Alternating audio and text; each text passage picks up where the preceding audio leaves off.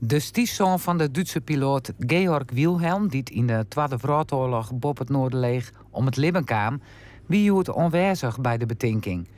De Messerschmitt dat Wilhelm insiert, werd op dit stuit burgen. De eregeerkomsten wie een emotioneel moment voor de stiefzoon. Georg Wilhelm war der Mann meiner verstorbenen Mutter. Ich habe zu Georg Wilhelm im Grunde genommen überhaupt keine Beziehung, nur über meine Mutter. Und für sie mache ich das Ganze. Hat sie von Ihnen erzählt? Von Georg erzählt? Wir haben ein-, zweimal darüber gesprochen, da war ich aber noch so ein kleiner Pimpf.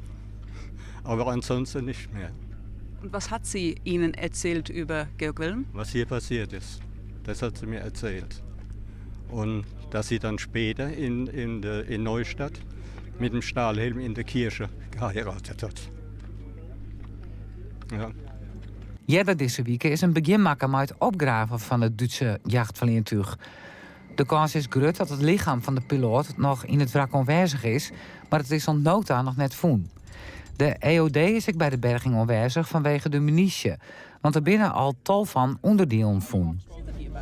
Ja, dit zijn 12 van de 3 boordkanonnen die onboord van de Messerschmitt zitten.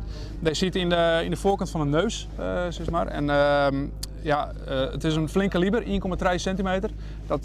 Dat klinkt net heel groot, maar dat zijn granaties van een 1,3 centimeter in doorsneden. En daar zit een explosieve vulling in. En die wie echt bedoeld om mensen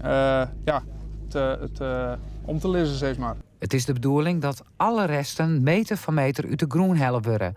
En vanzelfs is er maar één pad het belangrijkste. Het vinden van het lichaam van Georg Wilhelm.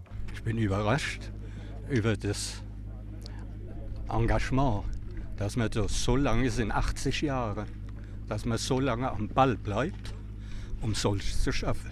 Respekt.